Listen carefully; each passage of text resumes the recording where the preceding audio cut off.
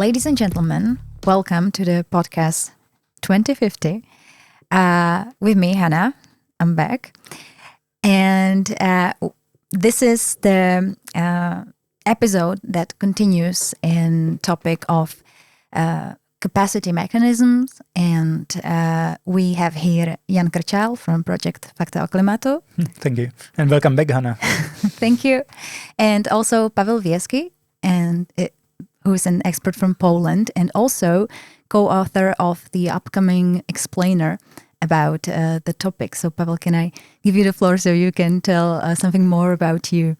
Hi, thanks for having me. I'm Paweł Wiejski. I'm an expert on climate and energy. I've been working in Poland in climate and energy think tanks for several years, and I now live in Czechia, and I've been working for the last couple of months on a project related to capacity mechanism in Czechia with Jan with Fakta o klimatu. Great. Thank you very much. So this episode is supposed to be more about policies, how to make this mechanism work. What are the challenges? What are the risks? How to, I want to say do it right, but I suppose there's nothing like doing it right. It's just trying to avoid as much of risk as possible. So the first topic we have here is basically, what are the risks? How can we make the mechanisms work? So in the first episode, Jan was explaining how why do we need capacity mechanisms, and it is clear that in the case of Czechia, some kind of capacity mechanism is going to be necessary, and the government knows it. That's why there's already several steps have been taken to implement one in Czechia. So it's pretty clear that it's going to happen. But the issue is that it is a very complex policy tool. You can do it in many different ways, and countries do. There isn't a single model of capacity market that would be by everyone accepted as the benchmark. That's how we should do it. We should just copy it and be done with it. Every country is different. Every energy system is different, and there's many choices that you have to make. And those choices matter because if you fail, if you do it wrong, there's several risks that you can have. One of the most common risks is dealing with like how much capacity do we actually need? And it is a complicated question because it is a capacity market for the future, for the energy system of between like a couple of years in the future to like a decade in the future. It is difficult to say how much capacity we will actually need, how well the normal energy market will function, and how much support will the state need to give to build the capacity that Czechia needs. And in historical examples, the main risk was overestimating how much capacity you need. Which means overpaying, because the consumer will bear the costs. So this basically is a risk, not a risk of building too much, but the risk is people will pay too much for it. Exactly, and it matters. It's going to be in the billions of euros. So the difference between a couple of gigawatts here and there, it's not something that we can just say, okay, let's build too much because otherwise it's going to be it's more of a risk to have too little. And this is the first risk, and it is very common, and it can be addressed. But I guess that how to mitigate those risks we're going to cover a little bit in a couple of minutes. And then there is also a risk that we're going to build too little and not address the issue that is the reliability of the energy system and making sure that there is electricity whenever people need it. And this can also happen. Like there can be, for example, the price can be not high enough, and the motivation for the investors can be not high enough for them to participate. There can be conditions for the participants that are too strict and eliminate everyone from the market. So there's a lot of leeway in going both ways. So if I understand it correctly, because you were talking mainly, but not only, about gas plants. So the problem is that it can go wrong both ways. Like we built too many of gas plants, but also too little. So it'll be unstable. Yeah, it's complicated, and it is not only about gas plants, but it is like gas plants are a good example of this because obviously right now we are talking about gas. In Poland, capacity market was introduced almost 10 years ago, and at that time, the technology that the capacity markets were supporting was coal, and this is not a risk for Czechia anymore because of EU rules, because of EU regulations that changed and practically eliminated coal from capacity markets in the EU, which is a good development. But in Poland, we had this situation that it was a consequence. Like capacity market was not only about making sure that the system is reliable, but also making sure that the coal and that the coal doesn't go away, and with it the jobs and the regions that are politically important for the parties that are in power. So basically, public money used to support status quo. Absolutely, and of course there were serious arguments for the security of supply that were related to coal, but it definitely wasn't the only way. And there is very good argument to be made that that wasn't the cheapest option.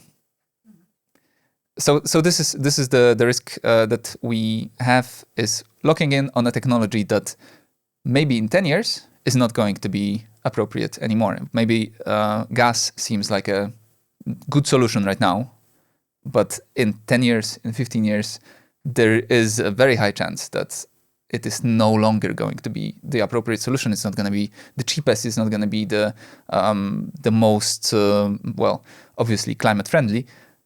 And then if we have if in the capacity market there's going to be long-term contracts, then it is going to be locked in. Like the gas it will be very difficult to say to those companies that own the gas plants, okay, we're not going to pay you anymore. No, the contract is a contract is a contract, right? So you're going to have to pay anyway. But again, like as you mentioned, with too much or too little capacity, it's not about a clear risk and a clear way to avoid risk, because it's also risky to have short-term contracts. Like an easy fix, a seemingly easy fix for gas locking would be, we shouldn't give out long-term contracts for capacities, giving security for 10 or 15 years for investors to build gas plants. If we only auction 1 year slots and then every year do the auction again and again, this may sound like a good solution that would avoid gas lock-in, but at the same time, this gives very little incentive for the investors to actually go into the auction and offer a bid to build out a gas plant. Because without without a clear investment horizon, the bank will again come and say, this is too risky. Like the government gives you a money security for 1 year, but you need to pay this off for the whole 10 or 15 years. This doesn't work for the bank. Understood. So we definitely don't want just gas lock-in, but what are the alternatives? The alternatives is creating a mechanism that is flexible, that is open to all technologies, and that is a learning mechanism that we kind of learn from our mistakes. It is impossible to create a perfect solution from the outset, and it is clear that the solution will be changing over time. But in order for it to change, actually not in an erratic way, but rather in a evidence-based and reassuring for investors way, it will need specific design features that go way beyond what the European Commission demands. That is the key issue that we've been looking at with the project, is that there are specific rules in the EU law that say what are the characteristics of a capacity market, how to implement it, what kind of conditions you have to fulfill. And those will be the conditions mostly that will direct how the capacity market looks like in Czechia. But you can go beyond that. There's still a lot of leeway that EU rules give you. And you can have, to put it simply, you can have a good capacity mechanism with those rules, and you can have a bad capacity mechanism with those rules. I suppose it's still way too early because I'm not sure how old the capacity mechanisms across EU are, but we're talking about years, not decades, right? Up to 10 years, something. Okay, Yeah, so okay. first one was in the UK when it was still in part of the EU. So that was 2015, Before it was I cool. believe. Yeah. Yeah, Okay. So, yeah, more than 10 years. Okay, so are there any promising examples of good practice from Europe? Definitely in terms of governance, so how the mechanism is run, UK remains the blueprint. Not only because UK managed to actually phase out coal using this mechanism. They literally did go to zero. They closed the last coal plant last year, I think, or a little bit over a year ago. But also because there are those features that I've been talking about in terms of making sure that the mechanism learns from itself and that it is flexible and that it's open for different technologies. And that is also predictable for investors, transparent, with clear governance. Yeah, so one thing that we've been talking about is making sure that the capacity mechanism isn't just a quick fix that is independent from each other, that is like an island on an ocean and is completely disconnected from other policy options. In the UK, it is part of the decarbonization strategy. It has clear goals and objectives. And those goals and objectives aren't only, okay, we need capacity at any cost. It is also, okay, we need capacity, but we also need this to be as cost effective as possible. We don't want to overpay. We also don't want to mess up the other energy market. We don't want this to have a bad effect on competition, for example, on market concentration. We don't want to give too much money to our quasi-monopolist on the energy market, to big companies. So we want to monitor all those secondary effects of the market. And once you have those objectives, you can monitor them. You can every year, you can look at how the capacity market actually functions, what are those effects, and whether we should change something or not. And this is something that is a no-brainer. That's how we should start.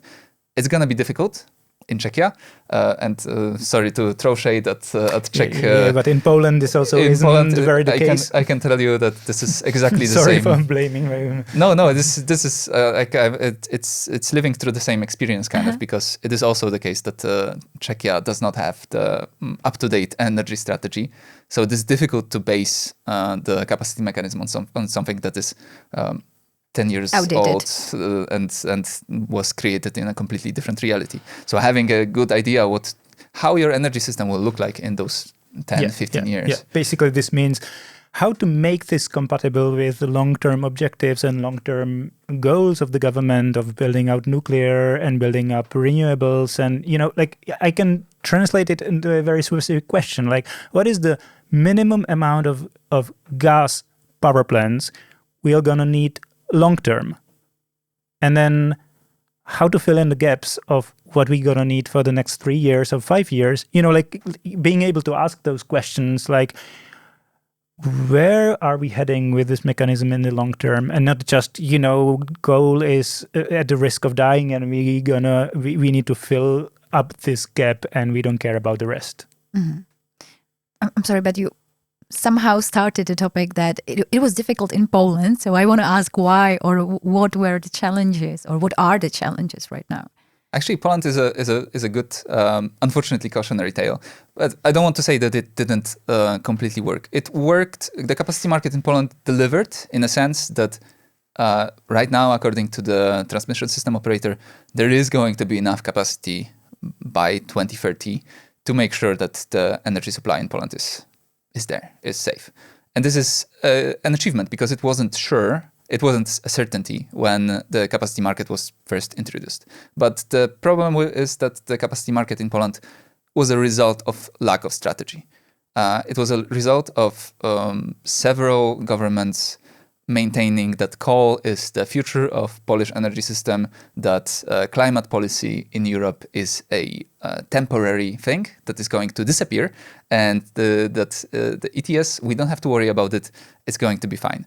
And then in 2015 or around 2015, when the capacity market was first proposed and then introduced in 2017, the energy system operator realized that the coal plants are old, they are outdated, they have to pay more and more for the emissions for their emissions because they emit a lot of CO2, and that basically there is nothing to replace them. So it was kind of a panic mode that we need some kind of additional source of revenue so that we can actually not even build new at the beginning, not even build new sources, but give the existing sources a lifeline so that they can survive a couple more years until we figure out something else. And this actually was not the best approach. Like it was the opposite of having a strategy and idea where you're going, but rather it was like, okay, we don't have a strategy, so we have to do this. And of course, the capacity market then changed, but the lack of strategy persisted. It is still a very unpredictable environment and also very intransparent. And this is something that can be changed without much of a political cost in Czechia. Mm-hmm. I just want to close up on the risks because I believe that transparency is one thing that should be definitely on the table. And one thing you also mentioned in the notes is ghost projects. So can you maybe elaborate on these two? Yeah, so maybe the ghost projects, it's one of the risks associated with capacity markets if you don't get the details right. This is something that is the devil in the details. When you don't put enough safeguards that actually serious companies, serious projects participate in the capacity markets, then you run a risk that the projects that got the money from the government will never actually see light of day, or they will be delayed and will not be able to provide capacity. So you have to make sure that the project is real, that it has a chance to see light of day, so that, for example, the investor already has a plot of land that is suitable to put a new electric plant on. But then if you do too much in terms of securing that, making sure that those projects are not going to be the case, then you run a risk of eliminating too much of the market and only supporting the big players, or even like completely cutting off everyone because nobody's going to be able to survive such harsh regulations. Yeah. And then the second question. Yeah, it was about transparency because I believe you mentioned it. Like we don't want the monopolist taking over. So, but I'm not sure if that was the only thing connected to transparency. No, transparency definitely can have multiple positive effects. One of them, we were talking about capacity, how to make sure that we are not overbooking or like underbooking the capacity that is actually necessary, that we're not overpaying or that we're not risking that there's not going to be enough to go around. And of course, the bulk of the work will need to be done either by the ministry or the transmission system operator, which is CEPS in Czechia, yes. But it is good if this work is, well, it has to be evidence-based. This is the EU law, that you have to use real data and specific European data on capacity. But you can still do quite a lot with the specifics, how much capacity will you need each year. And having this data as open as possible, with, of course, regards to security and with regards to like market-based models, proprietary models. If you allow experts, independent experts, to have an insight on them, then you lower the risk that you're gonna get it wrong. It is the case we were talking about the UK. In the UK, once again, the transmission system operator, let's say the British CEPS, is running the models and figuring out how much capacity will they need. But they also have an independent panel of experts, which is called panel of technical experts, which are basically academics specializing in energy and in modeling, who say, okay, well, this seems like a little bit too much and maybe you should tone it down. And they have the possibility to look into the models and voice their opinion. And this can work on basically every step of the way. If you communicate with the market participants, then, for example, you will know how much capacity will they be able to provide for a given price if your modeling is missing something or if your assumptions are incorrect. The role of communicating with businesses, but also with independent experts, NGOs, it makes sense, and it's not only because it's right or because it's like moral to share this information with the public, which it is, but it's also making sure like it makes better policy. Yep. Do we have some kind of positive experience with this in Czechia? Like, is it normal to open up this kind of data and say, we invite all the experts from various projects, please look at our data. What do you think about it? What your models say about this? So I think we are not there yet completely. Like the example from the UK is, I think it's a good goal to aim for, but this is not a Czech reality at the moment. But I think actually Czech is doing a pretty good job. Like last year, due to new legislation, because 7 Group announced they will close down their coal power plants, then this needed to be assessed by CHEPS, and CHEPS did a pretty good job in terms of a slide deck with a lot of technical details on what they assessed and how they assessed it. I think they could go even some steps further in terms of opening up all the input data. You know, because like they have proprietary modeling, they just cannot open source their models and say, well, look, everybody can run the model on their own and then just verify we did it right. But at least as with every modeling, input data is very crucial in terms of the results you get. And obviously, like there are guidelines how to specify input data for modeling, guidelines by Acer, by the European regulator for electricity, or the network of regulators. So this is not completely arbitrary, but like opening up the input data, opening up for discussion is needed, and this isn't the reality in Czechia that this would, for instance, happen with every MUF, with every like forecast of adequacy that is CHEPS doing. So I think this is a step further we can make to make sure this is transparent and trustworthy for the public. Actually, we are not wasting public money. And here, unfortunately, Poland cannot provide a good example because the transparency of data in Polish capacity market is perhaps its biggest flaw. It is difficult to find out even who won, like what kind of technologies won each auction, because the data is presented in a way that you have to basically ask the company that won, okay, so what technology are you planning to actually build? So the transparency is paramount, and it can have a huge impact. Mm-hmm. Okay. So what are, you already mentioned some, but are there any more suggestions about governance? So one thing that we haven't really touched upon yet is too much is the technologies that will take part in the capacity market.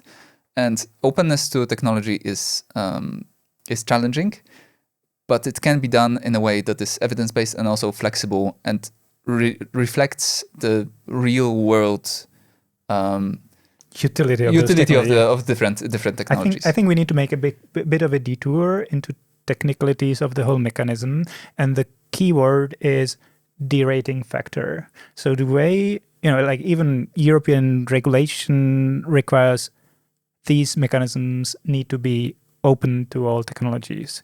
And the way this is implemented in the European regulation is through derating factors. This means for every technology you specify a factor by which this is useful in those peak demand periods. So it's some kind of usefulness constant. Yes. So and this basically, like, imagine you have a randomly picked period of time, like peak demand, winter, afternoon, evening, peak.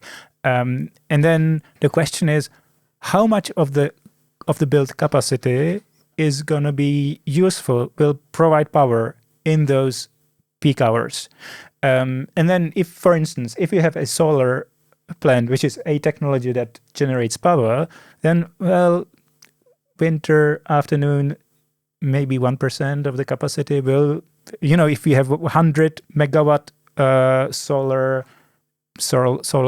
plant, like a big power plant, then maybe 1 megawatt of production you get out of this 100 megawatts, so 1%. Mm-hmm. So this is like 1% or 2% useful in those peak hours. Wind is better, but still maybe 7%, 10%, like not more, because then in these problematic periods, those are the periods when the wind is not blowing across Europe or in Czechia. So it's, again, not very useful in those. But this, I just mentioned a number, but this needs to be based on modeling, on good assumptions and good methodology. So there isn't like picking up a random number, I don't like wind, so 0. I don't like solar, so 0. I like gas, so 100%. Mm-hmm. Even the gas plant is not 100% useful because it can have unplanned outages. So maybe like 90%. So even like the most useful technologies or like the more useful technologies like a gas power plant don't get a derating factor of 1. But the big question, for instance, is what kind of derating factors you put to, for instance, batteries. Because the battery can be useful in those peak hours, but if you have a Dunkelflaute for 3 weeks, then it's not going to help you for 3 weeks. So the derating factor, again, isn't something you can specify for the whole European Union because every country has a different situation, different energy mix, and so it needs a different mix of solutions. And here we come to how to set it right. And maybe, Paweł, you can take over and tell us something about Poland or other cases. Right. So there are different countries dealt with it differently. Most of them use some kind of a mix between historical data and modeling. So basically, you look how those energy sources were performing in history, and you see, okay, so like a gas plant in Belgium, we know this gas plant it's been working for 20 years. It has the capacity factor in those hours of 90%. Let's give it 90% derating factor. Simple. Of course, there are now new technologies. For example, with battery storage, it's a very new technology, and in Czechia there is very little of batteries attached to the grid. So historical data is not going to be accessible. So for that, you need modeling. So basically, you run simulations of the future demand in the energy system, and you put different kind of random factors like the weather, the demand, the random outages, some kind of local power line falls down and you have to turn off something. And you put all of those factors, you run thousands upon thousands of simulations, and then you take an average, and then you have some kind of an idea of how the derating factor should be. So like probably it's going to work about 60% of the time. And you run it for every technology. In some countries, it was not done like this, or at least not publicly. And unfortunately, again, I have to say that Poland was a recent bad example of derating factors, where derating factors were more of a reflection of the policy priorities at the given moment, rather than based on evidence on how the technologies actually are useful. In 2023 and 2024 auctions at the capacity market, batteries were given a derating factor of about 90% or 95%, which meant that they were treated basically equally with gas plants. Which is stupid. Like it doesn't work like this.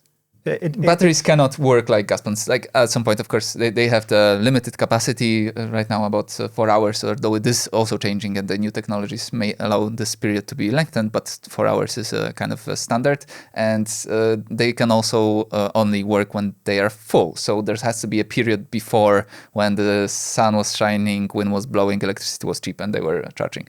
Okay, so it shouldn't be 95%, but it was. And predictably, batteries cleared the market, basically making Polish capacity market the biggest supporter of batteries in Europe for 2 auctions. And then on the subsequent auction, the batteries, without any published modeling or methodology, were assigned a derating factor of 12%, which is, on the other hand, completely on the, lower than in any other capacity market that I know of. For example, the Belgian capacity market, where the modeling is actually done and they publish their methodology, batteries, depending on their size, are assigned a capacity factor between 20 and 60%. So 12% is definitely on the lower end, and it seemed clear that, we contracted too many batteries. We don't need that many batteries. Now we should get something, like we should support gas now instead. And this is not the way to instill certainty in investors, because investors might think, okay, we are building this gas plant. We want it to use the capacity market for 15 years. If next year the capacity market for gas will be like 50% or 95%, or for batteries it will be like something completely absurd, then once again, we don't know if we're going to get the money, and we cannot risk this.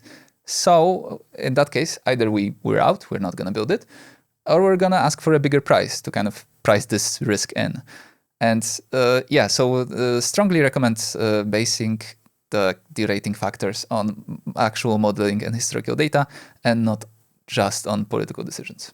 Okay, it sounds very, very complex, and it sounds like a massive undertaking. I mean, planning and laying out all those objectives and rules, and like you said, that the system itself has to be flexible to react, and also predictable for investors, which is kind of somehow contradictory, just like it is. But I'd like to slowly wrap up, and I just hope we didn't skip any important part. Is there anything you can think of? As you said, it is very complex, so we could continue talking about it for hours. But I think we've covered all the most important aspects of how to make this working well, how to set up the governance of the system so that it makes sure the costs are as low as possible while maintaining security of supply. Because I had a question and you're already answering, so I'm going to frame it with it. Because you are experts in the field. So if you could give recommendation, and basically wrapping up what we've already said, what would be the most important things to focus on? Without further explanation, just for us to sum it up. For me, having clear objectives is number one recommendation. And not only objectives, but also way to measure them and to track whether you're hitting your objectives. Because without that, it is like going through a fog, or like just completely in the dark. And having objectives is underrated, and it's not necessary from the EU law perspective. It's not a legal requirement, but it is something that can be done, and it is not politically controversial to have objectives. It is not that it is like a recommendation from climate activists or from fossil fuel industry. It is just good governance. So I would say have clear objectives and track them and evaluate them. Agreed. Thank you very much. This is the end of the episode. I'd like to thank you for your opinions, your suggestions, and your expertise. Thanks for hosting us. And thanks for having me.